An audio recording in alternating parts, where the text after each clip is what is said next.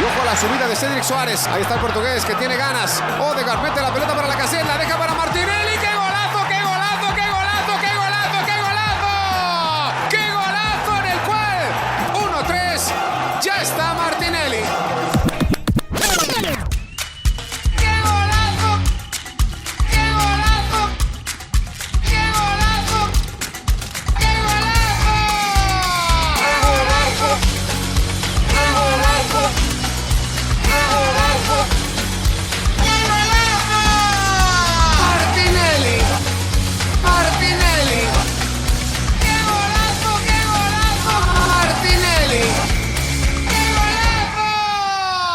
This is Arsecast Extra. Hello and welcome to another Arsecast Extra, as always, with James from Gunnerblog. James, a very goodly morning to you.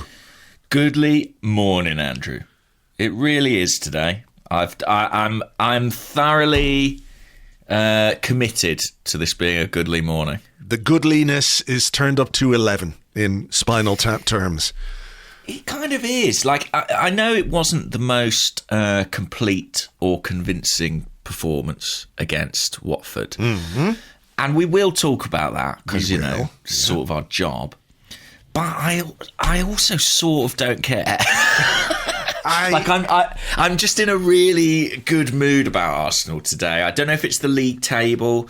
I don't know if it's just sort of the accumulation of all these wins, 4 wins back to back, 8 wins from 10. But I really feel like even though it was flawed and imperfect, I don't know if it's just the beauty of the goals, I really feel like they deserve a big pat on the back today. Sure. I'm with you. I mean, I think one of the interesting things about football discussion and culture these days is the prevalence and frequency of online content, hashtag content, whatever you want to say, right? And I know that we're part of that, and it's our job, and we do it, and we love it, and it's great, and it's brilliant to have all this stuff out there. But I think sometimes that maybe there is a how do I say this properly? That the demand for more stuff, and by the way, I'm not blaming listeners or readers or anything like that. I just wonder if the microscopic nature of coverage these days sometimes, I'm not saying it creates problems or invents problems, but talking points become talking points when they don't necessarily need to be big things or big talking points, because you're right, it was imperfect yesterday. There were things that weren't good. Mikel Arteta's post-match reaction, I think, tells us plenty about what he thought about aspects of that performance. But this morning, I'm much more inclined, like you, to focus on what's good about this team and what was good about yesterday. Does that make sense? Yeah, and I think another facet of kind of online culture is that I feel like, and we're increasingly circumspect about leaving ourselves open to being wrong. Do you know what I mean? Like, it's almost like maybe it's because we've been burnt by Arsenal teams before, but there's a reticence to be like, okay, maybe we're good. Do you know what I mean? Like, maybe this is good. Maybe this is fine. Maybe this is all okay and this is positive. There's a reticence to embrace the positivity. We're always very careful. We're always very circumspect. We're always very we'll see. Nothing's decided yet. Tough games on the horizon. We looked a bit shaky in some areas. And that is reasonable. But I just have to say that for myself today, after basically a season of that, I just feel like saying, fuck it. Well done. We were bottom of the league in September. We are 4th now on merit. Yeah. We played less games than our immediate rivals. Whatever happens, and I genuinely mean that, whatever happens, this turnaround, I think, has been fantastic. And yesterday was not our best performance of the season, but my God, it was a lot of fun at times. Yeah. And the goals we scored were sensational. And I just feel like You know what, it's James? Weird. Yeah. If only we'd wanted it. If only we wanted to be in the top four. Yeah, if only anybody wanted to be in the top rather four. than just sort of being there by default, You know, if only we'd wanted it by improving our performances and stats and goals and results. And results, like that, yeah. I mean, yeah, I know. We could be truly happy. A bad bunch. We could be truly happy. You know what, though? I do think just it's worth saying that the circumspection, I think, is in some ways informed by the manager, because he has been very deliberately underplaying, perhaps.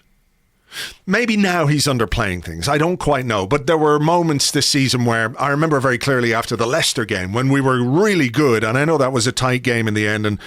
And there were moments of hairy scariness in that as well. But, you know, there was some really great stuff from Arsenal.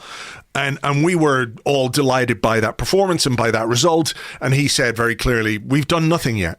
We have done nothing yet, you know, and you can understand why, because it wasn't long after that start to the season and everything else.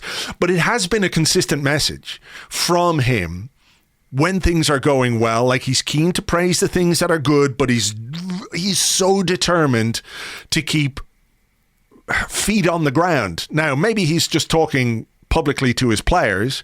Maybe he's talking to the fans as well and trying to keep expectations in check or whatever else.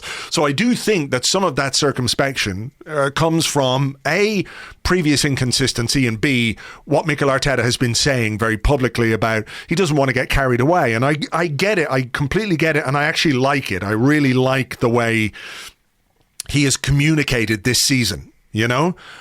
But those 3 goals yesterday, and we'll talk about, I think we'll get the bad stuff, if you want to call it the bad stuff, out of the way first. But those 3 goals yesterday, boy, oh boy, you know, we've had discussions and talks about Arsenal's attack, Arsenal's attacking play, our effectiveness, our chance creation, all those kind of things for obvious reasons. But then we do that yesterday, and you can't help but be encouraged by the quality of the goals, the precision, the craft, the connections, the relationships that are forming in that front 3, front 4, and even behind them. You know, it's really, really positive to see us score goals like that and then go on and win games. Yeah, and I think your point about Arteta is a good one. I mean, he is keeping people's feet on the ground, and that's his prerogative. That's his job, you know. And I think it's absolutely right that he does that, to remain level-headed, to, you know, kind of be circumspect in that fashion. That's his job. Sometimes, if I've got a journalist hat on, that has to be my job as well. But just today, in this safe space, I just feel like exhaling and being like, you know, this is good. We're doing all right. Yeah, this is good. All right. This is good. Okay, go on. And yeah, the goals, I mean, obviously were stunning. But I do think it's the result as well. I think it's the momentum of another win. You know, what have we talked about all season with this team? Inconsistency. And I'm sure there are difficult days ahead. But, you know, February and into the start of March, we have been super consistent in terms of results, and that's a massive positive. Yeah, right. So, do you want to start with that then, and what Mikel Arteta said when we went 3-1 up? And, you know, probably should have scored more goals, because I think there were more goals in this game for us. There were opportunities, there were moments, there were things, moves that didn't quite come to fruition. And then, of course, when something like the second goal goes in, you're then left with a very hairy final 5 or 10 minutes in injury time and things like that. And there was a great moment, which I'm sure you saw close up, but we saw on TV, when Bukayo Saka had scored the goal to put us back ahead. TV cameras cut to Mikel Arteta in very intense conversation with Granit Xhaka. And there was no doubt that this wasn't like, well done, lads, you're back in front. It was like, listen, sort this fucking shit out on the sideline, because there were aspects of our game that weren't where they should be. And he said, we have to make 300,000 passes in the opposition half, which, you know, is a nice aspiration. I like the ambition. You know, we have to make those passes in the opposition half, and when they come at us, we can attack them. We didn't do that. The game was open, and there was an openness to us, I think, throughout. You know, you look at the opening 20 seconds where we could have been a goal behind, but he was very, very marginally offside. Well, not marginally, he was offside, but it was close, you know? He didn't necessarily need to be. No. Yeah. I think that's right. I mean, Arteta spoke about when we were at 3-1, and we should have controlled the game more. I think control is the key word, and I think that's what we didn't really establish for prolonged enough periods. It's interesting, when you look at all the post-match reports that were published on Full Time, I had a look at some of the newspapers and the BBC, they all had headlines like, Arsenal impress as they head into fourth, but are made nervous by late Watford goal. And all the match reports clearly had been written around the 70-minute mark, really praising Arsenal, talking about the quality of our goals, and then hasty, panicked rewrites. Yeah. And I do think that that late goal added an injection of anxiety that we didn't need, but we didn't exert the kind of control, let's say, that we did against Brentford, for example, where, again, it was a one-goal victory, but, I mean, they were never in the game. This was a bit of a basketball game, really. I mean, Watford had a lot of shots. I think they had more shots on target than we did. Admittedly, not many of them were super threatening. I agree, we probably should have... There were opportunities for us in the second half we didn't turn into chances that we could have done. Maybe we got a little bit casual, a little bit lax.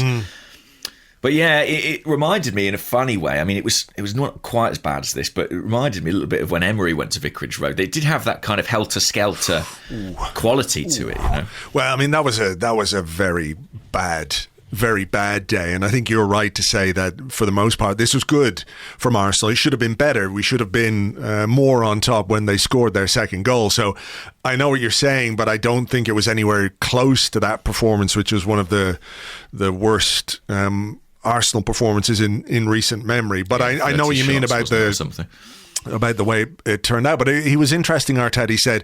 He talked about we have to show maturity, understanding and capacity to control the game how we want to. And I think the word maturity is quite an interesting one, because I'm not going to use the fact that this is a young team as a crutch or an excuse, but you have to learn when you're a young team and when you're a team that's developing together, and whatever else about the individual age profiles of the players, as a team itself, as a group of players, it's not exactly mature in terms of how long it's been playing together. You know what I mean? So I thought that was an interesting way of describing that. And, if this is a morning where we can acknowledge not everything is right with the performance against Watford, but we can look to take the positives from it, it's sort of like the Wolves game a couple of weeks ago, or the last game, where we proved to ourselves that we could come from behind to win.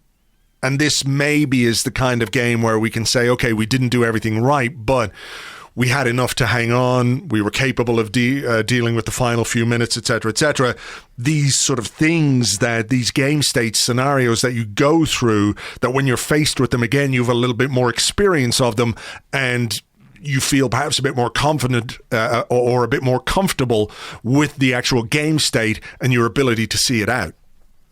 Yeah, I think if you're going to have a wobble and win. I think on the attacking front, we did score those remarkable 3 goals, and we will talk about those shortly. Yeah. And I do wonder if in the second half there was almost a slight sense that Arsenal were sort of trying to have their own goal of the month competition. I do think at times, we overcomplicated it, or just, there were sort of simple passes to play people in. We didn't always take them, or they were slightly overhit. And defensively, I think we were shakier than we have been. And I think actually there's a bit of continuity there from the Wolves game where, although it's a fantastic win, fantastic points, I don't think... there were a couple of errors at the back. Obviously, we gave them a goal, and I don't think we looked quite as solid there. But, as I said, if you're going to have those wobbles, if you're going to have those moments, but you've got the sucker of the points at the end of it, you can live with that, can't you? Well, for sure. And especially in a weekend when West Ham had been beaten and we were waiting for Manchester United to play Manchester City and hoping that City wouldn't do something stupid like they did against Tottenham a couple of weeks ago, which thankfully they didn't. I've got a little story about that, by the way, which is that yesterday we had in-person press conferences for the first time in a long time. And I was in the press conference room at Watford, and Mikel Arteta had just been in with the Arsenal press officer, and he went out into the corridor. And at the moment when he and I guess some other Arsenal staff were stood in the corridor, Manchester City took the lead through Kevin De Bruyne. And the reason I know that is that I heard somebody, and I don't know who, very loudly from the corridor go, "Yes!" like that. So someone with some fealty, some loyalty to Arsenal was very, very pleased when that goal went. Well, sure, because, for all that we talk about having to focus on things ourselves and we can only do what we can do, which is true, you're still going to keep a close eye on what happens in the other games. And, to be and where Wolves lost as well, Andrew. And actually, listen, I know we're fourth today and all the talk's going to be about top four, and I completely understand that. But, if we're looking at the kind of minimum requirement, the worst case scenario, we're all of the mind that it has to be European football of some sort. I think that if you look at Wolves and West Ham, I think Wolves certainly are falling away a little bit. I think West Ham may be in the process of doing that too. That's a very good thing for Arsenal.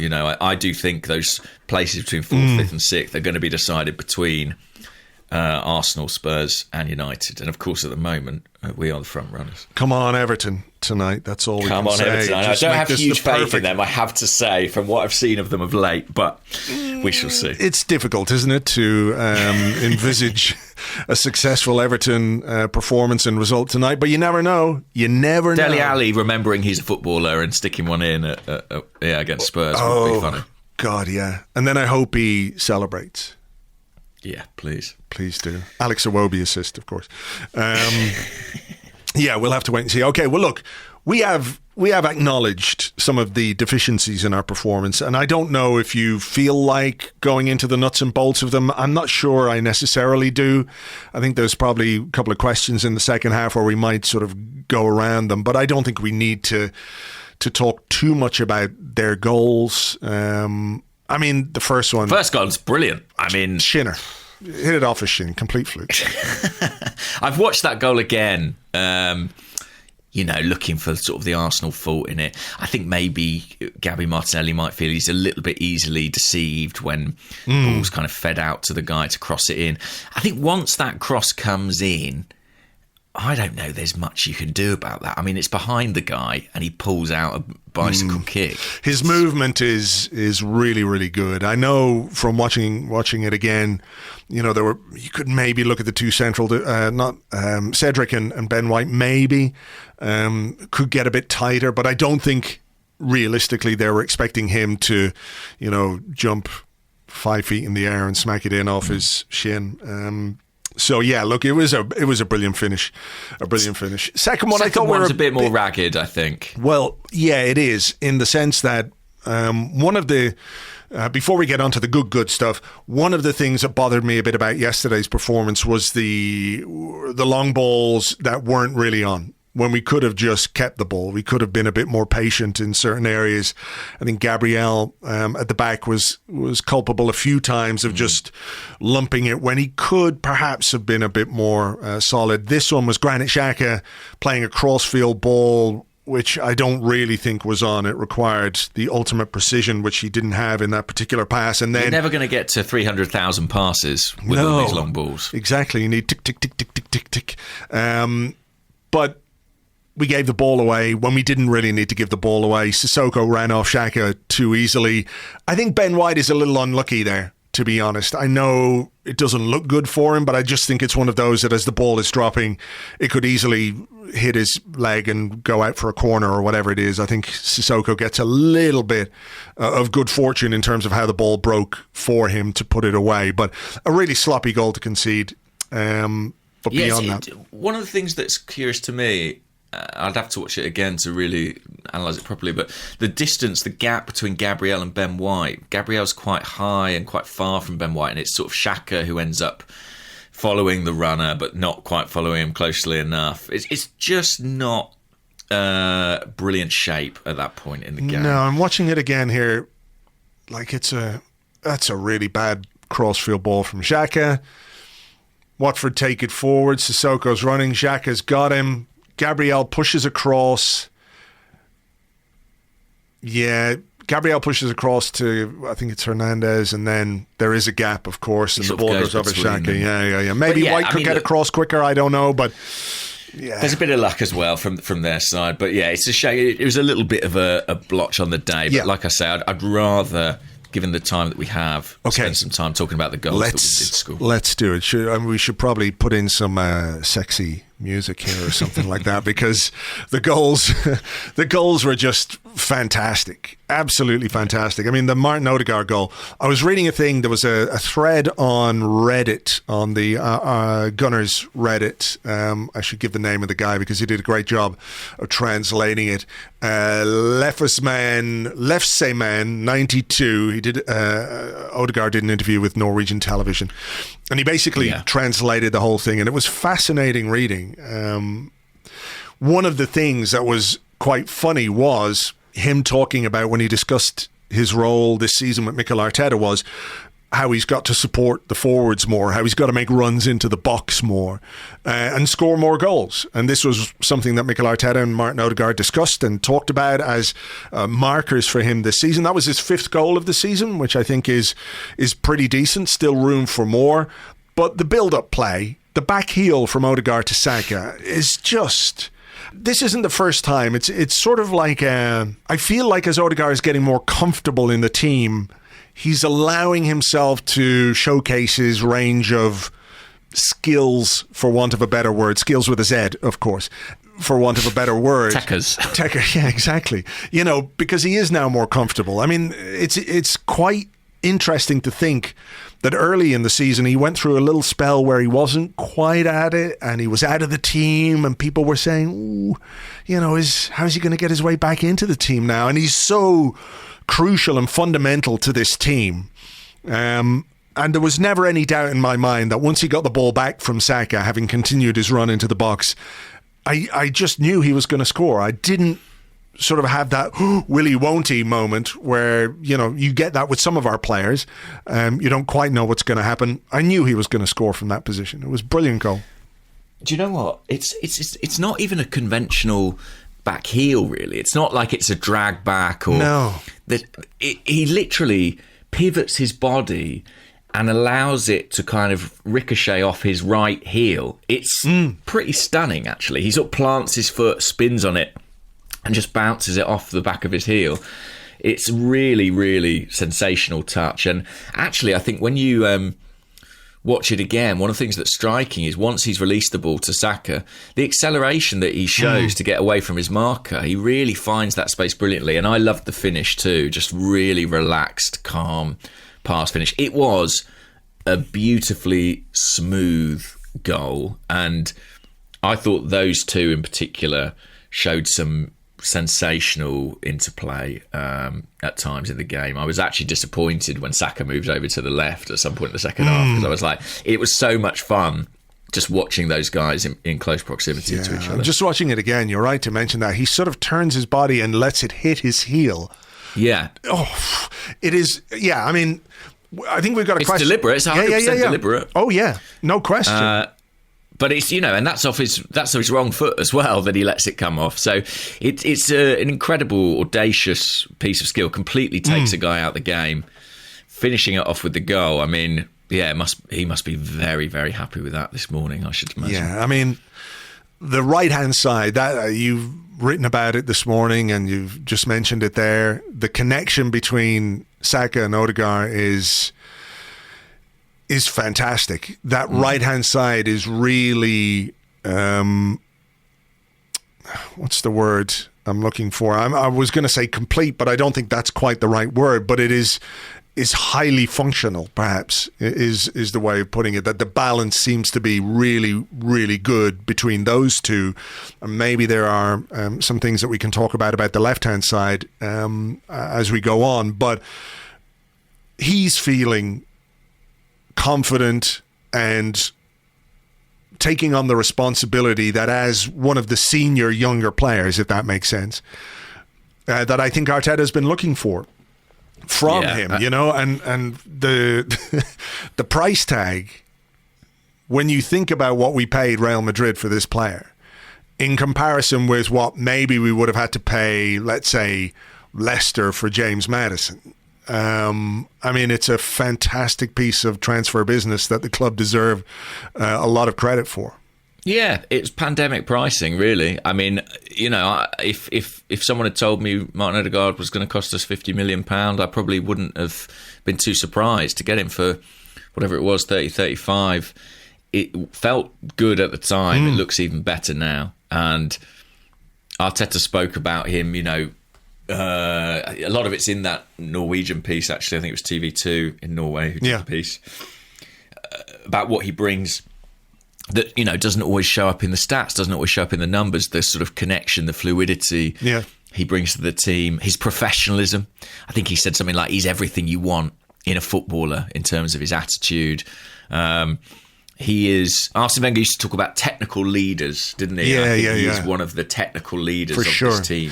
He gives you really a lot of security, doesn't he, on the ball and in the final third, not just in terms of keeping the ball, but what he can potentially do with it. Like, he can open defences, he can make things happen, and he can make things happen. And he's got that.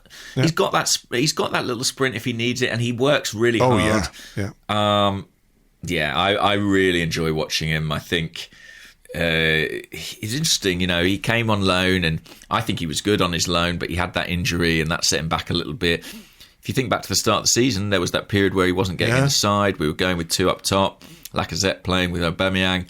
He kind of had to readapt, reacclimatise, but he's really made this team his own. And honestly, when he's playing like he did yesterday, he glides around that pitch. He floats above it almost. I mean, I love watching Martin Odegaard. And I actually think, you know, if you look at the job he's doing in the channel that he's doing it, the chances that he's making for others, the way he's taking them when they come to him, you know, this is pretty much what Mikel Arteta would have hoped Mesut Ozil could have produced in his final couple of years at Arsenal. I think there are parallels there, and Odegaard is excelling. I think he's been fantastic of late. Yeah, he really is.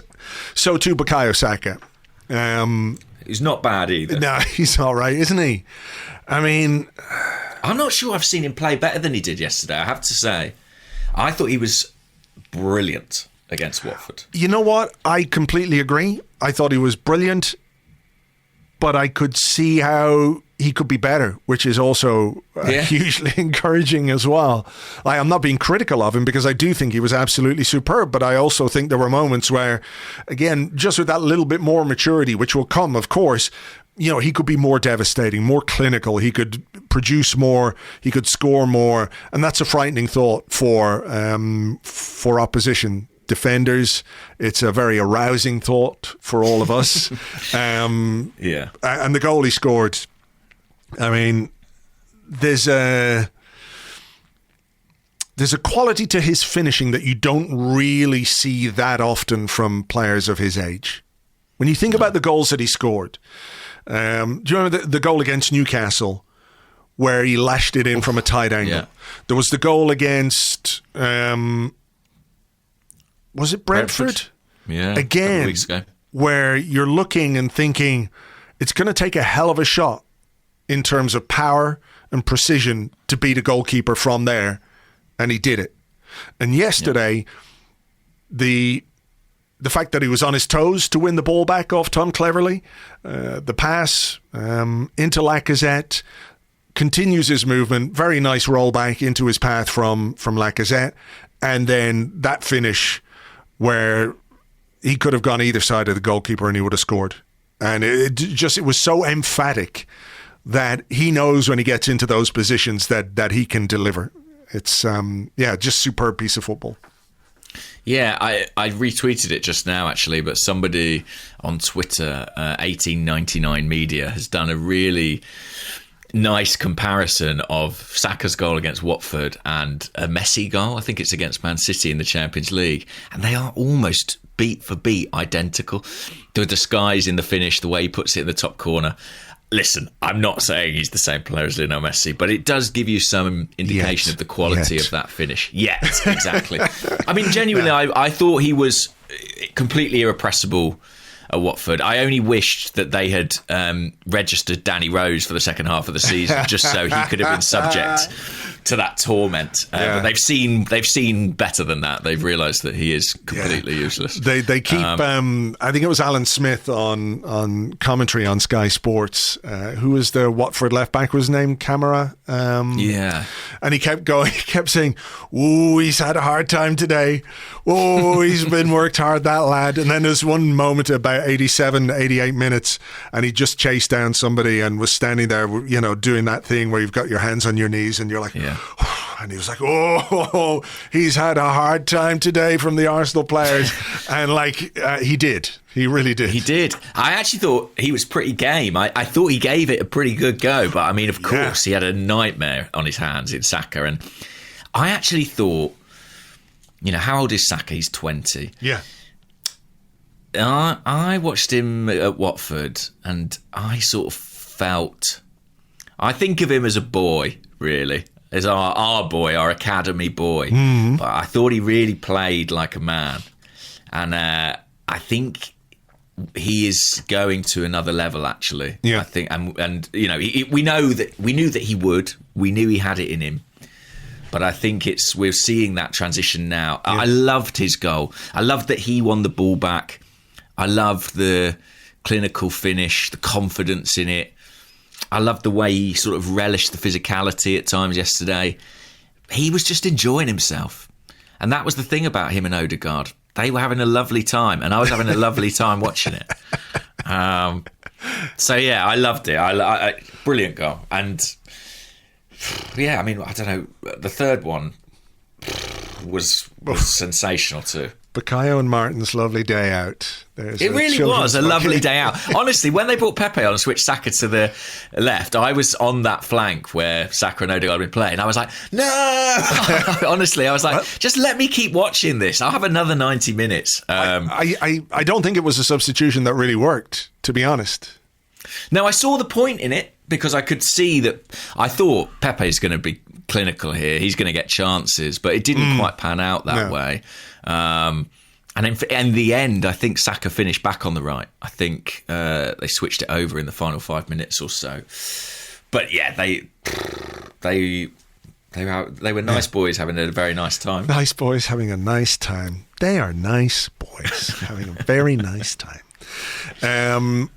What's that David Bowie video? We have a nice life.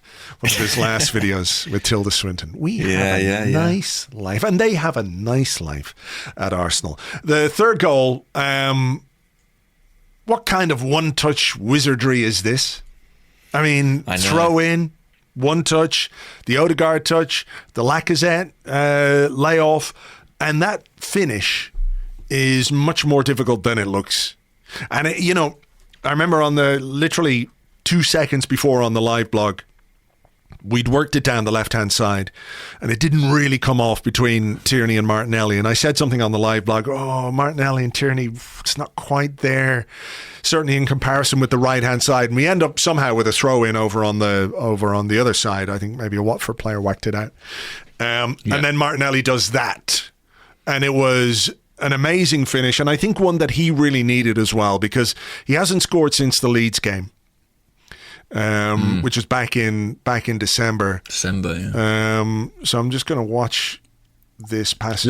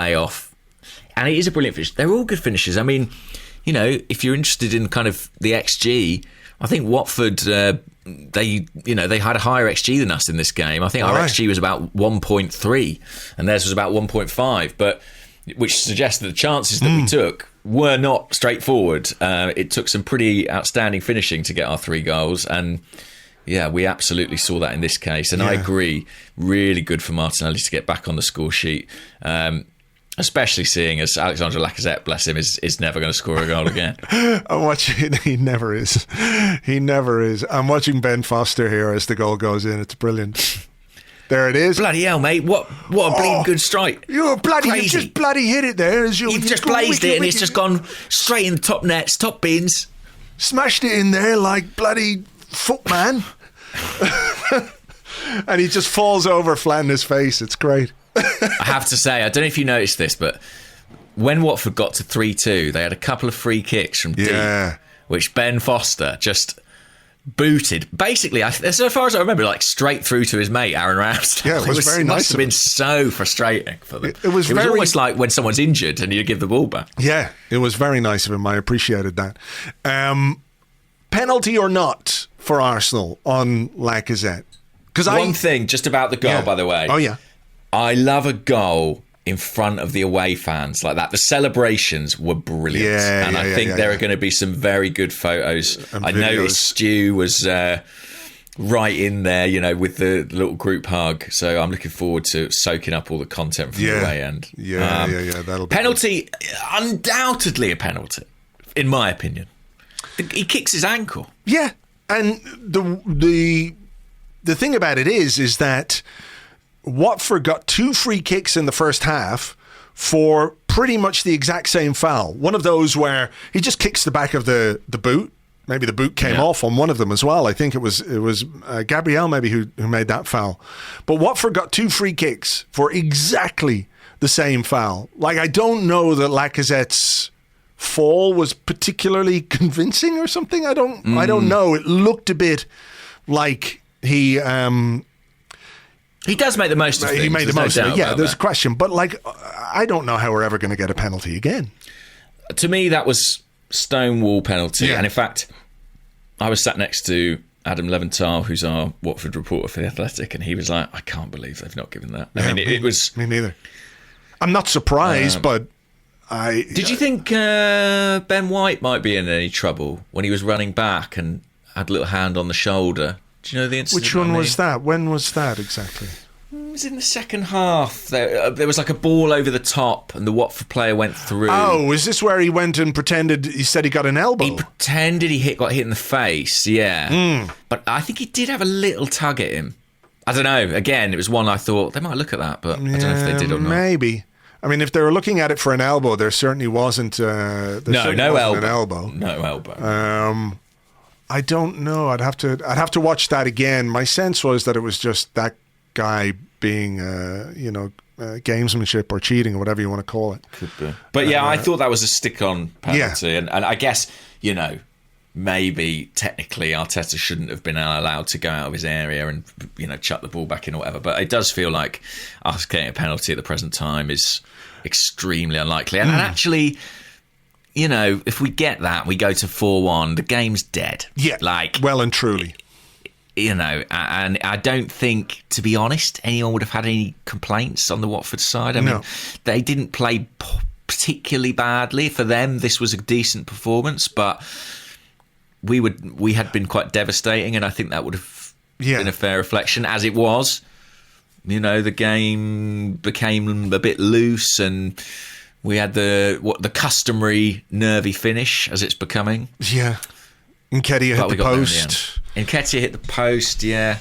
By the way, as we've been talking, I've had the Martinelli goal on loop. Just watching it again and again. It's something I really enjoy about it, if you get the chance to see it again. I can rewind right now.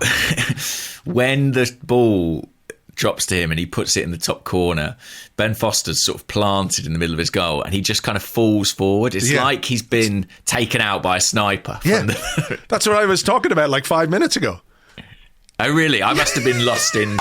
I must have not been listening. He basically just crumples. Yeah, he just falls flat in his face. That's what I said. Yeah, it's brilliant. It's I love things like that. It's like Jose Sa the other week, when the ball went in off Lacazette and he just was thumping the ground and all that kind of stuff. Beautiful stuff. I love when we're good, but I love when it emotionally impacts the opposition as well.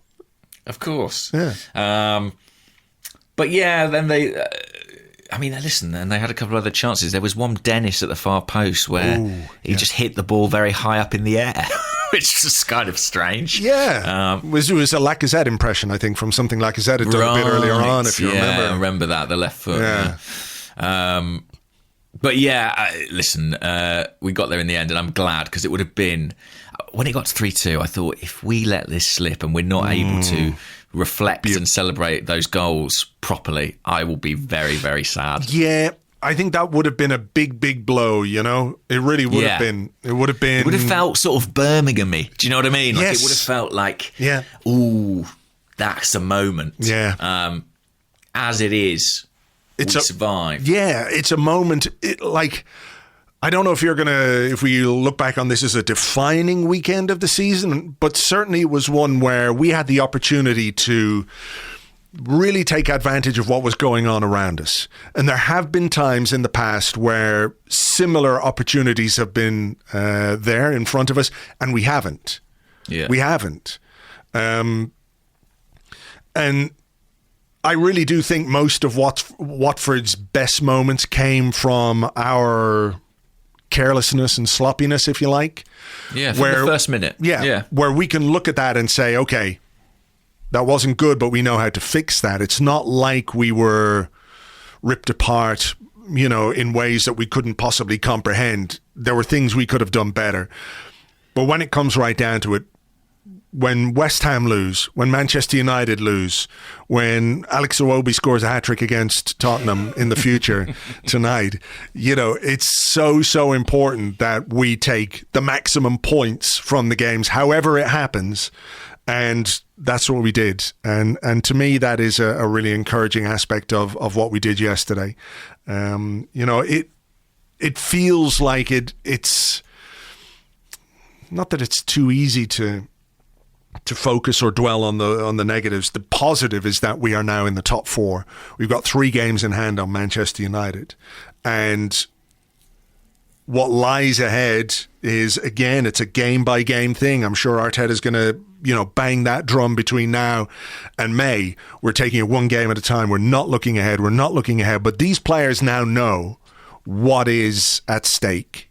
They know I know 4th is not a trophy and all that kind of a thing, but they know what they can play for. They know what they've got in their hands. And I think this is going to be fascinating now to see how they respond to that. Will they feel the pressure, or do they feel internally how they appear to look, if you know what I mean? Because to me, this looks like a team that is comfortable, confident, they get on together, they feel like there's something brewing, they feel like there's something building. You know what I mean? They look happy. They look happy is the word I would have used. Yeah. They look really happy. It looks like a happy group who is now which is now sort of producing moments on the pitch which are of really high quality, which are capable of winning games and winning points and ultimately ending us in a position this season where, you know, I think most people, even before the start of the season, would have said was fanciful. Yes, that's true. I think that's true. I don't think anybody was looking at it and thinking, well, we'll be right in the, you know, that we could finish in the top four. And we've given ourselves a really, really good chance of doing that now. And, you know, yes, teams around us are helping. They've dropped lots of points in the last couple of months, but we have done our job too. Yeah. I think over the last 10 games in the Premier League, I think, you know, if you look at that form table, I think we might be top. So it's been a really terrific run. We've had a decent run of fixtures. There's no doubt about that as well. But, you know, all you can do is win the games in front of you. And picking up points, winning games consistently in the Premier League is really, really hard. It's really hard. Not a lot of teams do it. You know, City and Liverpool do it. And Chelsea to an extent. And they're very, very, very good. And we have been doing it of late. And huge credit to them. I think it's terrific. I think, you know, there's a long way to go still. And I think this next little run of fixtures, 3 games in 10 days or whatever it is, I think will bring its own challenges, and there'll definitely be challenges, and who knows how we'll respond to setbacks. This is me doing the circumspect that I talked about earlier, right? You know, we'll see at the end of the season. But sort of for today, I do just sort of think, fuck it, we've done really well. We've done really, really well, and I'm very, very proud of them. Yeah, I think that's a nice place to finish part one of this particular episode on. So why don't we take a break right here and come back with some questions and more in part two right after this.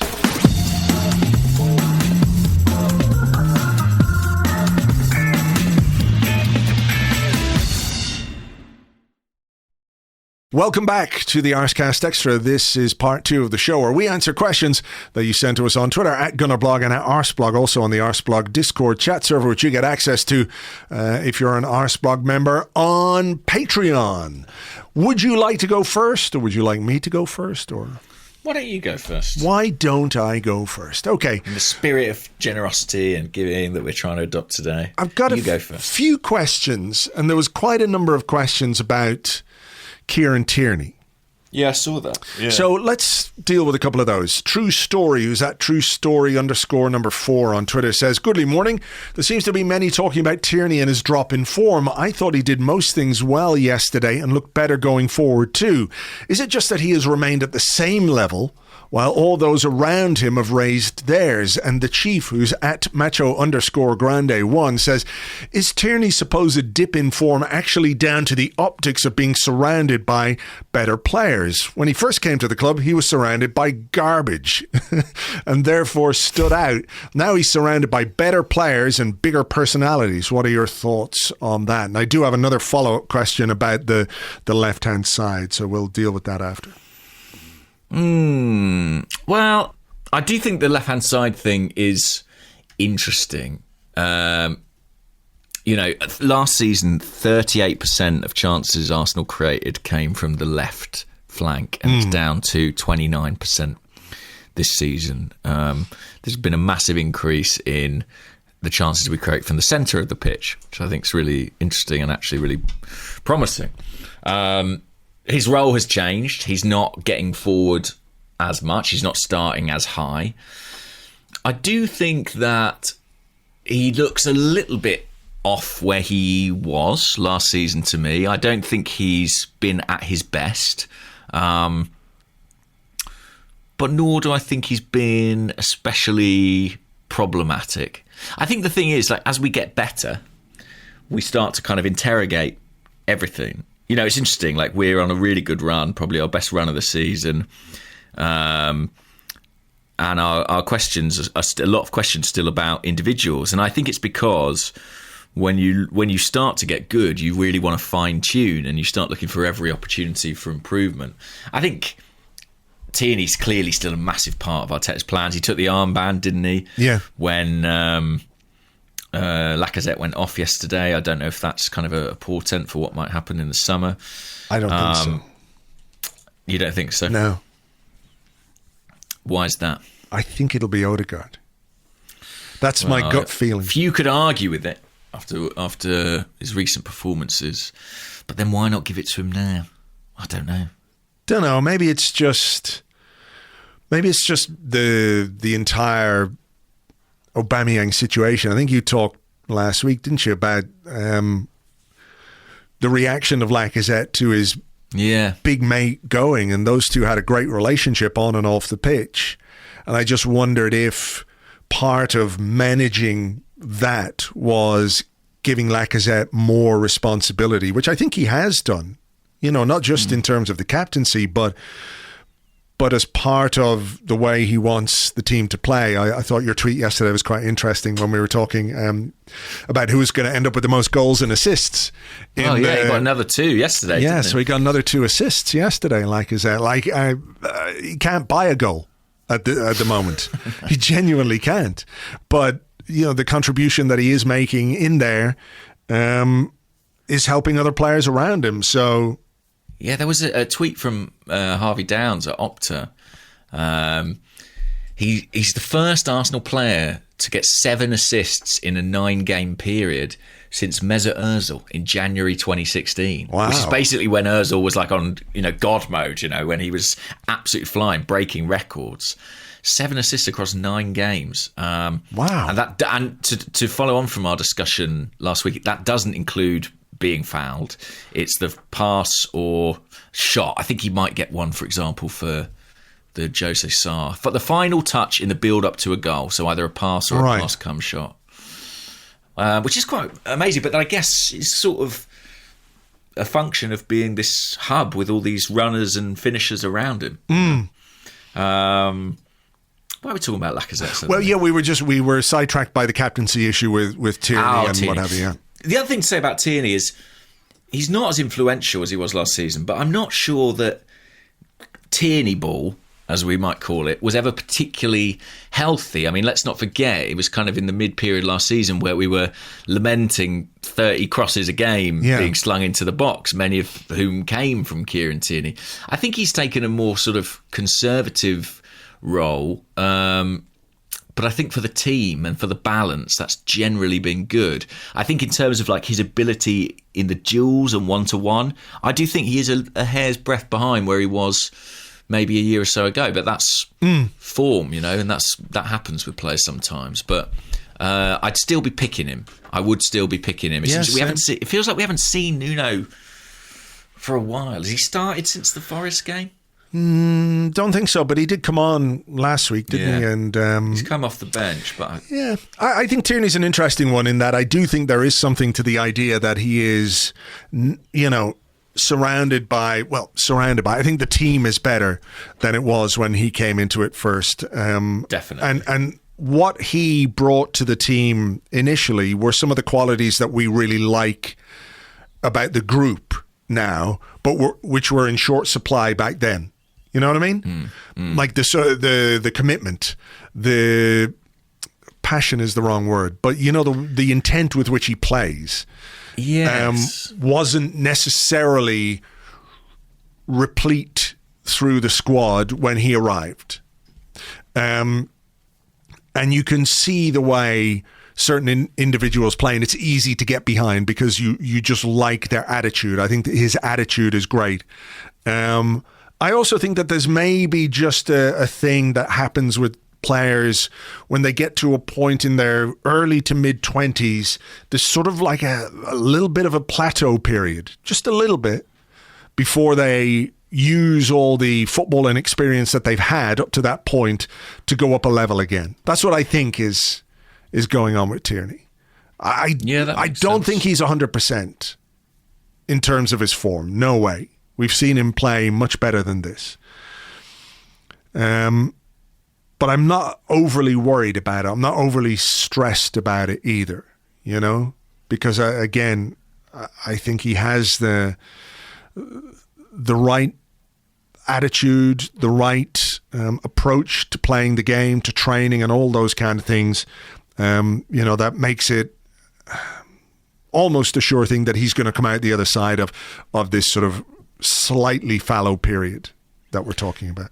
I think so, yeah. And I don't feel like it's hugely hurting us. No. That he's a little bit off his game. And like I say, I would still be picking him. I think he's an important part of the team. But yeah, it'll be interesting to see. I mean, if he has hit a bit of a plateau, and also is some of it our perception. I mean, perhaps the novelty of Kieran Tierney is wearing off. That players get a certain degree of grace when they arrive into a club, I think, and maybe we're looking at him a little bit more closely now because he's been here a little while. But he's under long-term contract, and I think that's generally a good thing. Let me ask you this one then. It's sort of following on because there were questions about the connections down the left-hand side and on the Discord. Amin Touri says, good morning, gents. Martin Odegaard has developed a lovely connection with Bukayo Saka down the right-hand side. I know we've talked about how to get all four of our young attackers in the team before, but do you think Emile Smith-Rowe could develop something similar with Gabriel Martinelli on the left-hand side if he were selected in place of Granit Xhaka, since Xhaka is playing further forward anyway, which I think is a very interesting question. Yeah, I've wondered about that, I have to say. I mean, listen, I generally I'm someone who, what's the word? I think I'm quite appreciative of the stability that Xhaka offers the team, and I think there's much to admire in the way that he is adapting to this role, which I would argue does not particularly suit him. On a purely individual basis. It's funny, do you remember when he came into the club and Arsene Wenger was like, he's a box-to-box midfielder, and then he proceeded to not be a box-to-box midfielder for about 4 or 5 years, but he is kind of one now, and there were moments yesterday where he was the furthest player forward. There was that one, Cedric swung in a cross, he almost got in front of Ben Foster, and it does look slightly unnatural to him, and you can't help but think, if this is a shape and a system we persist with, there might be someone who's a better fit. I'm loath to say that we will definitely persist with this, because one thing I've observed about Arteta is that these tactical tweaks happen and they sustain for a period, but then it changes again. And, I think that it's kind of constantly amorphous, evolving the shape of the team. I think I always felt like there was an end goal in mind. At some point there'll be a final formation and that'll be that. And maybe this is it. But a hallmark of his tenure has been changing it every couple of months when maybe people get a little bit wise to us. But I have wondered about Smith Rowe in that role. When you look at the players we have and you think, could someone bring a bit more fluidity, a little bit more craft? Certainly he would be the one. I think the question mark would be, could he do the other half of the job as well? And as much as Xhaka is advanced, there are plenty of moments where he steps in next to Partey and just adds a bit of solidity. And I'm not sure if we're ready to kind of take those stabilisers off. Yeah. I mean, people point to Odegaard on the right-hand side, and I think it's not a bad comparison at all, because even though they're different players, you could see very easily how Odegaard in that sort of, how do you define that role? How would you call it? Like an advanced 8, something like that? A right-sided advanced 8? I mean, it's not a 10 as we understand it, but it's sort of an 8, but right-leaning. And I could certainly see Smith Rowe in that left advanced 8 role as well. But I think Odegaard has a little bit more license than Xhaka. I don't think it's perfectly symmetrical. Do you know what I mean? I agree, but the point I was going to make is that Odegaard has 3 years, maybe more experience than Smith Rowe. Yeah, because he does work really, really hard. Like, his defensive work is fantastic. Or his defensive commitment, maybe some of the defending isn't always spot on, but he's up and down the pitch, and I think he understands the role that he's being asked to play very well. But we have to remember that he had where was he on loan in Holland? Was it Vitesse that he went to in Holland? And he also had actually 2 loans in he went to Heerenveen and he went to Vitesse, and then he also had a season on loan with Real Sociedad.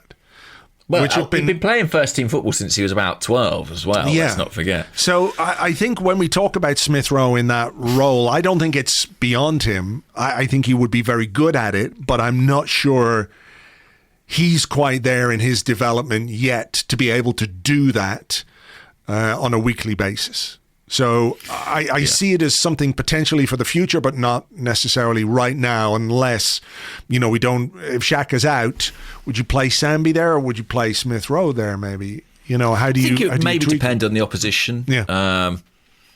We're not seeing, it feels like Sambi's another one who, he's had spells where he's played a lot and then spells where he's played a lot less, which is probably a good thing, I guess, for his development. He gets some exposure and then he gets some time to kind of reflect on that and build privately. But I think, it's easy. We always draw comparisons with Man City because of Arteta, because of Pep. But you look at the midfielders they have and you just think, a player of that ilk, your Gundigans, your Bernardos, your De Bruynes, like someone with that degree of technical ability on that left-hand side, connecting up. What in Martinelli and Tierney, what you've really got, Martinelli is a good dribbler, but also you've got brilliant off the ball runners in those two guys who are going to make great runs into space at speed, and you want someone who's just going to be able to kind of link it up and pick them out. And that's clearly a piece of the puzzle that needs to be added. It's Xhaka for now. It's Xhaka and Lacazette, to me, are in very similar boats. You know, they're the right people to do the job right now. They're the best that we have. But I don't doubt we can improve upon them. Fair enough. Shall we have a question? Yeah. I mean, this is from Jan, who's at Jan Hoppy. And Jan says, why do you think that neutral parties, podcasts, Match of the Day, etc., aren't much interested in us at the moment? And do you think it's good that the team is operating under less of a spotlight? Well, I don't know who isn't interested in us, to whatever degree they're not interested, because I don't really, apart from like watching Match of the Day when we win, I don't really involve myself in neutral content, if that makes sense. Like, I don't care if we're getting the plaudits we deserve or not. Like, I'm not that interested, because we know there's always an element of, you know, build them up to knock them down kind of stuff going on. For sure. I do think that it's probably helpful, given the development stage of this particular team, that we're not necessarily being talked about in the press anyway as big favourites for the top four. And maybe there's been a bit more focus on, let's say, the problems at Manchester United, if you like, than the progress at Arsenal, you know? Yeah, that is a helpful distraction, I think. So that is for the neutral anyway, is probably a much more enjoyable discussion to be had, you know? Like, Arsenal were good today, yeah. But United, the behemoth, the dominant force in English football for so many years, are a fucking mess. And that's hilarious to most people. You know, it is. Let's face it. You know, looking at Harry Maguire is just funny. There's no two ways about it. It's just funny. And when it goes wrong for them, as it did yesterday, and you've got Roy Keane pissed off like a bastard on Sky Sports. I think there was a moment where Micah Richards just burst out laughing, and I was looking at Roy Keane's face. And I know that the two of them seem to get on very well, but I could see in Keane's eyes that if there was the red mist descend. If there was a table lamp beside him, he would have picked it up and just smacked Micah Richards in the head with it. You know, that for the neutral viewer, I think, is a much more enjoyable thing, right? So that could be part of it. I think that the two things are happening kind of in tandem is maybe beneficial for us, because it takes some of the spotlight off us. Yeah, I think that's true. I think United are obviously massive and a massive story, whatever happens there. And them being a bit of a mess, of course, is box office stuff. Antonio Conte's been taking up a lot of headlines with some of his antics. Yeah. And again, that's probably slightly shrouded us. And I've expressed frustration. We both have, about the whole idea of nobody wants fourth. But I guess let us be kind of the stealth operator in this. By the way, on the subject of United, I saw a very funny tweet which really made me laugh by David Binch on Twitter saying, talking about the mess at United and saying, saw someone a while back saying that Man United to hire their own little hang on, I'll start again. Saw someone a while back saying that Man United need to hire their own vindictive little cunt and give him obscene amounts of power like Arsenal did with Arteta. And it's so true. And it sounds very harsh. But, like, it is also right. Like, United are in desperate need of the kind of cultural clean-out that Arteta has provided at Arsenal. And they are rudderless, you know, and I'm greatly enjoying it. Vindictive little cunt. I don't know if that's written by an Arsenal fan or not, to be honest with you. I suspect not. But I know what they mean. You know, they need someone who is prepared to go in there and take on the massive egos filling that club. You know, people like Ronaldo, who pissed off out of Manchester when he wasn't going to be in the team, wasn't even in the city for the game. Is that what that was? Is that because Keane kept saying, like, oh, his hip flexor? What's going on with his hip flexor? And I was like, he must know something. It was all very strange. He like, must know it. They must have heard something. Yeah, Ranić was like, I need to believe my physios when they tell me he can't play. Oof. And then it turned out he got on a flight and left the city. I don't know what's going on there. I mean, that's been an enjoyable disaster of its own. Well, true. But I mean, that's, you know, if you're about to play a Manchester derby and you're basically the highest profile player at the club, even if you're injured, if you're committed to the club, if you're committed to the team, you got to be there. 100%. And I think, actually, this is not a question, but it's something I've been ruminating on. I think that Man United are really suffering from the lack of managerial authority they have. You know, they put a bloke in place who everybody knows isn't going to be there next season. And I think the players are just sort of running roughshod over that. Is running roughshod an idiom? Riding roughshod? Riding roughshod, yes. And it slightly informs, actually, how I feel about Arsenal. I think that Arteta's authority is kind of integral to his management of the club. I think that the security of his position is of critical importance. I think it's what enables him to do things like take a stand on Aubameyang and be... how is he described in the tweet? Vindictive little cunt. A vindictive little cunt when he needs to be. And for that reason, I don't think he should go into next season without a new contract. I think if you as a club decide he's not the man, then fair enough. It wouldn't be my decision, but you know, I think you're open to that.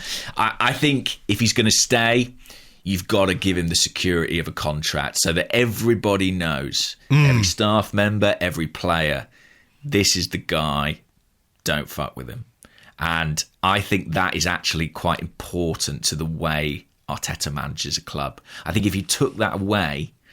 if there are grey areas...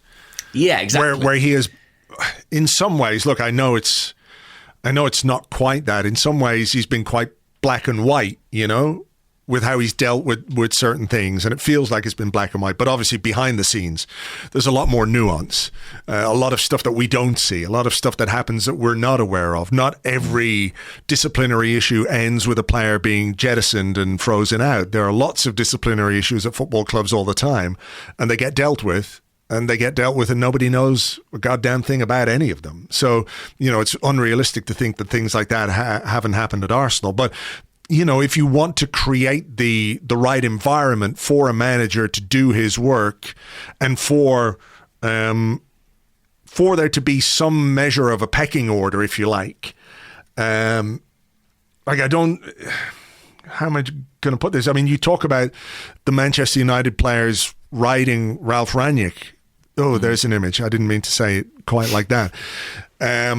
Riding roughshod over Ralph Rangnick. You know, that's not a healthy environment, particularly when you've got players who are nowhere near as good as they think they are, and have egos to go along with that. But we don't have stars like Ronaldo. I mean, it's a slightly different situation. No, it is, of course. But what I mean is that pecking order is the wrong word. How am I trying to say this? Like levels of authority, if you know what I mean. Like in the end, the manager should be the guy at the top of the food chain when it comes to footballing things at a football club, and the players, you know, have to respect that. They should respect that if the manager is doing a good job, you know. Yeah, and if you get it wrong, like I think you have to make that clear that this is our guy, we're backing him, and if you get it wrong, I mean, you pay for it in compensation. To be honest with you, I don't think it would be wise to just sort of let Mikel go into the final year of his contract and sort of see how that plays out. I think you've got to be definitive, and actually, I would go further than that. I think if you're Arsenal, you should be thinking about that contract in quite serious terms at this point. I know there's a way to go. I know that Arsenal might finish 4th, they might finish 8th. I don't know what's going to happen. But I think, I remember when Arsene Wenger in 27, we ended up in that situation where it kind of hinged on a cup final. If you keep the manager or not, what happens in the last game of the season, that's not good, right? No. You should be keeping a manager not based on the outcome of 1 game, 2 games, or 3 games, but based on progress and if there's good underlying process. And if you ask me right now, I'd say there is good progress happening at Arsenal. So, as much as I appreciate the logic in waiting to the end of the season, I think you've got to be thinking about it if you're on that board at this point, and I'm sure they are. Yeah, they should be. They should be. Let me ask you this one. Bakary Lasagna on the Discord says, "Hi gents, with mistakes for both Gabriel and Ben White in the last 2 games, is this a symptom of lack of meaningful competition for places or lack of game time and struggling to establish a rhythm?" While Arsenal Monkey says, if Saliba was in the squad competing for a centre-back spot, would Gabriel and Ben White be less prone to error?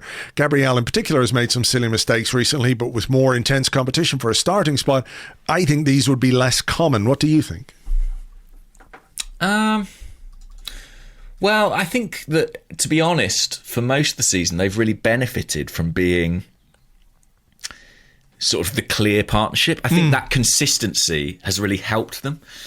But maybe there comes a point where competition is useful. I'm certainly not watching them and thinking these guys are just turning in performances because they know they're going to be picked next week. I really don't get that vibe from them. No. But I do think competition is healthy, and I think next season we're going to need something else in that part of the pitch just for depth, especially if we've got more games, which fingers crossed we will have. I think we're all hoping it's William Saliba. It seems like the really logical solution. Arteta spoke about him, I think, again the other day, and kind of said, look, I know it might be difficult to understand why he's out on loan, but he's been through a lot, and we felt it was the right decision as a club. I don't think it's that difficult. I know you think that it was the right thing, probably. Yeah. We've talked about that before, and if he comes back a better player, then so be it. But where was Ben White at 20? Where was Gabriel at 20? They were doing loans at Dinamo Zagreb, and where was Ben White? Rotherham? Or you've got to put in some foundations, particularly with young central defenders. So that's in short, I don't think that is the component that's why their performances may have been a fraction less secure of late. I think you could apply it to the whole defensive unit. It's worth remembering we're still coping without Tomiyasu. I thought Cedric, who has been good, maybe dropped off a little bit, I thought, at Vicarage Road. Defensively, for sure. Defensively, for sure. I thought going forward he was good. I think, as well as the centre-halves, Ramsdale's part of that unit. I thought there was 2 very obvious moments yesterday with his kicking that did not go to plan. The first one, I was like, you've got to just put that in touch. Do you know what I mean? If you come out, where he tried to go down the line. Yeah, I mean, lovely that you're trying to keep it in play there, but put it out for a throw. Very like Gabriel at Wolves, when you're a left-footed centre-half in the right channel, just put it out for a throw-in. And when you're a goalkeeper, 40 yards from goal, on the wing, put it out for a throw-in, mate. It's fine. Yeah. And there was a second one where he tried to spray it to the right and he had to make a save in the box in the end. I just think defensively we're just a fraction off where we were. But I don't worry that we can't defend. I mean, for much of the season, that was kind of mostly what we did do. Yeah. And that was the foundation of our success. So I think maybe there's been a bit of a trade-off in terms of adding attacking potency. Defensive solidity suffered a little bit. Maybe we just need to get the balance right. But I think we've shown already this season we can do that. I mean, what do you think about the centre-halves? I agree with you. I don't think their mistakes are down to lack of competition or any sense of, what's the word? I don't have words in my brain today. Where you take something for granted. You know what I mean? Begins with C, maybe? Complacency. That's exactly the word. Thank you. It's like playing Wordle, but with longer words. I don't think it's complacency. I just think that inevitably during the course of a season, central defenders are going to make mistakes. Whether they're 23, 24, whether they're 30 or 32, whether they're good or bad, they're all going to make some kind of mistakes along the way. I think we've had a couple in the last couple of games which have been fairly, they've cost us goals. I don't really think the Ben White one was a mistake. I think he was just a little bit unlucky. Maybe could have been a bit stronger in that position. Certainly Gabriel and Ben White together last week for the Wolves goal were not great. But I've said this before to you. I think young defenders have to go through these moments to continue their development and to continue to become the players that we want them to be. No player is perfect. No player goes through a season without misplaced passes or a miss kick here or, mistiming a header or whatever it is. So when they happen, I think perhaps the reason we're talking about them is because for the most part, they've been pretty rare this season with these two. And now they've happened a couple of times and we're thinking, well, why is that? Is there something bigger behind the scenes? I just think it's just going to happen from time to time. How they respond, how they deal with them, that's the main thing. That's the important thing. And hopefully, they'll make sure that they're doubly switched on come the weekend and come the coming games. Yeah, I think that's fair enough. We had some questions about red shorts. Arse baby, goodly morning, gents. Wondering if either of you could clarify who exactly decides when teams need to alter their kit. Is it the FA, the team, or someone else? And a follow-up question, are they colourblind or completely blind? Yeah, we had East Lower, red shorts. Yeah. I just want to know why.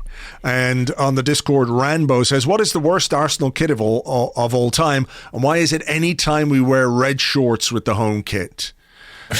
It's very Rotherham, I will say that. It's weird as well because there was no kit clash, and I saw somebody report that Kaya Kynat reported that's who it was, yeah.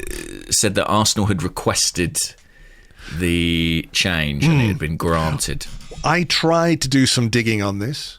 I sent a message to the Arsenal communications department via WhatsApp asking, is there any particular reason why we were requested to wear red shorts yesterday when our normal kit would not have clashed? And you know what? I can see two little blue tick marks. Two little blue tick marks at 07:37 this morning. And no reply as yet. It's a top secret piece of information, so they're clearly not willing to share why this decision was made. Briefing on why they wore the red shorts. Why? I mean, it must have been strategic. Unless there's something went wrong and they put the white shorts in the wash with the red shirts, it had to be a feeling of like, this is going to help us. I think we've got more than one set of white shorts, probably. Well, you never know with the Cronkies. They've cut back.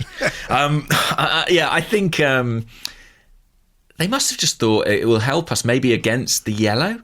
They thought it will be easier to pick out. Yeah. I've got no idea. I mean, listen, we played some lovely stuff. We did, but I prefer not to see Arsenal in red shorts. I just don't really. How about the red socks? I like the stripes. I'm a fan of the hoops. I like the hoopy ones.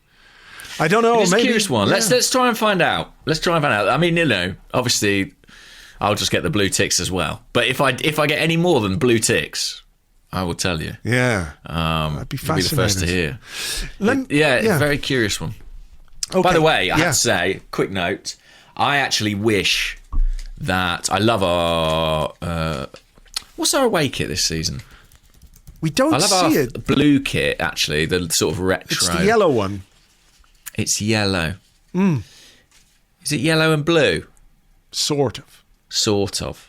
Where I'm going with this is I wouldn't mind seeing Arsenal in yellow and blue at the moment. Bit of a shout out to Ukraine, given everything that's going on. There was a bit of that. It's sort of like the yellow and dark blue, but it's kind of. It's not quite close enough. We've had better kits, really, to reflect the Ukrainian. 2003, 2004. Let's wheel that out because. Yeah. I'm honestly, Anyway, I won't get into the war. Actually, I won't get into it at this point. But yeah, fair enough. We've come this sending far. love to Ukraine. Let me ask you this one because I thought it was quite interesting. Can I find it? Boom, boom, boom, boom, boom. I did have it right here, but now I don't know where any of my questions have gone. I just went then to fill the gap. Thank you very much. It was that is elite podcasting. A timely It comes from Dial Square, who's at North Bank Wesson. And he says, would you sacrifice any disruption of dressing room bond for a Hollywood signing? It's clear we need both a world-class central midfielder and striker. But while it could give us the edge, it has the potential to do longer-term harm. And he says, Ozil, Oba, Alexis, etc. So that, like, super talent. Who would that be? Can we contextualise that? I don't know who that would be, you see. Yeah. But I thought it was an interesting question in the light of a very, very good, very interesting interview on Sky Sports from a guy called Nick Wright, who interviewed Mikel Arteta ahead of the Watford game. Yeah. It was a good long interview. And he talked about, or he was asked about this summer, and he said, this summer is more important than last summer because we've got to go to a different level. And I think he means in the players that we recruit and the team. And we need to bring in the players who can address some of the gaps that are in this squad that we're all aware of. And he was asked about what is he looking for when it comes to a striker. He was quite emphatic about that. Yeah. He said he puts the ball in the net. That's priority number one. Goal threat. Any successful team needs enough goal threat in the squad. Without it, you have nothing. You can play good football, but you need enough goal threat in the team. And then he said, the other thing is that he has to complement the other people we have, personally and on the pitch. And for that, tell them they've got nice hair and stuff like that. We need the right profile. So Flirtatious. Just goes around complimenting everyone. Yeah. You're a very handsome man. Just want to say that before the game. Just want to say, Bukayo, your beautiful cheekbones. Yeah. But that's quite interesting in that he is obviously looking for, and this shouldn't be a surprise, but he's looking for the kind of character as well as the quality.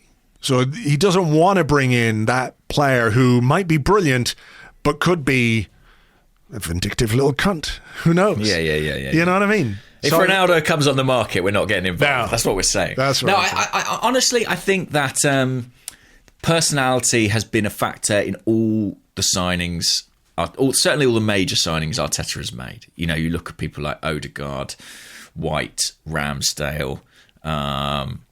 I'm sure there are others. Tomiyasu is another one whose personality isn't quite, let's say, I think you would say Tomiyasu and Ramsdale, for example, are very different characters, but they both bring things via those separate characters that are very useful to the team. Yes, I spoke to I did a profile on Tomiyasu. I spoke to Maya Yoshida, his centre-back partner from Japan, and he said of Tommy, he has a very pure heart. I thought it was a very beautiful thing to say about a fellow footballer. But yes, exactly. Personality and profile, as Arteta calls it, has been a key component in all those decisions. And essentially, it would be weird to change that at this point. If that player also happens to be very expensive and a star, but he has the right personality as well as the right ability, then so be it. But I would not forgo that aspect of the decision. You know, whatever the player's talent, whatever the player's statistical output, I think the cultural change that Arteta has implemented at Arsenal is really important, and I think it would be a mistake to forget those values when we make these big decisions. Yeah, I mean, do you agree with that, or do you think no, I do. With a striker, you just bring in a super talented wild card and say to hell with it? I don't know that There's you a can case for that. necessarily do that unless, if the talent is off the charts, maybe. But the reality of cultural change, if that's what we're going to call it, is painful. To go through it is difficult. And whatever people think about the various decisions that he has made, he's made them with a level of conviction that, I think is admirable. He knows or knew he was going to get criticised for the Ozil thing. He knew he was going to get criticised for the Aubameyang thing. And it may well be a decision which comes back to bite him in the arse. But I think if you're willing to take that pain to do what you think is the right thing for the culture of the club and the group and the atmosphere that you're trying to build, to then row back on it, does it undermine that? Does it undercut what you've done? I think it probably does. Yeah. Unless, as we said, the talent is so off the charts that you just live with it. But yeah, I don't know who that talent is. I don't know if Arteta can just live with it. Do you know what I mean? No, I don't think he would be able to either. So I'm not sure that option's even available to him. I think it will. I think, like all the signings in this project, it will be a component in the decision, and I think that's probably the right thing. I wonder who it will be. Interesting, though. I wonder who it will be. Really interesting. Marcus Rashford, angling for a move nice. away. Yeah, I've seen that story. He's another nice boy, isn't he? He's another very nice boy. He's a nice boy who could have a nice day out with the other nice boys at Arsenal. They just have a lovely time on the pitch being nice. Yeah. He hasn't actually played centre forward, I think, for quite a while. But apart from that, he is very nice. Yeah. He is very nice. Okay. Right. I think we'll leave it there for this particular episode. What a lovely note to finish it on. Nice boys. Lovely boys. We will obviously talk to you on Friday. Regular Arsecast on Friday. Big game coming up against Leicester, so we'll preview that as well. As always, thank you for being here, and we will catch you on the next one. Bye. Oh, I've got my final 2 shows this week. Soho Theatre, Wednesday, Thursday. I've tweeted the links on my profile.